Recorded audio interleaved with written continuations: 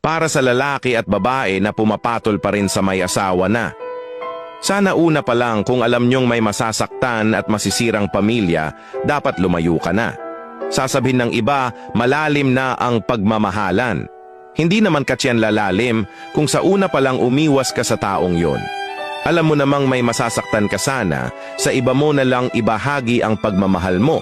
Kasi sa totoo lang, mas masaya magmahal kapag wala kang kahati at wala kang nasasaktang kapwa at wala ka ring masisirang pamilya. Mas tahimik at masarap mabuhay ng malaya ng walang tinatapakan na ibang tao. Lahat naman kung ayaw natin may paraan. Paraan para umiwas, paraan para tumanggi, paraan para lumayo, hindi sapat na dahilan. Nasabihin natin na tukso lang.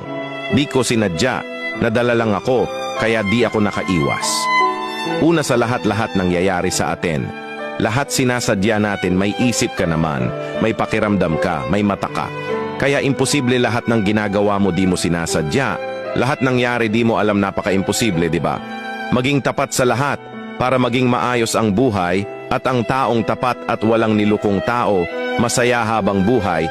Pero ang tao may nilukong tao, maniwala ka sa hindi pansamantala lang ang kasiyahan niya sa buhay, kahit anong gagawin niya may kulang pa din.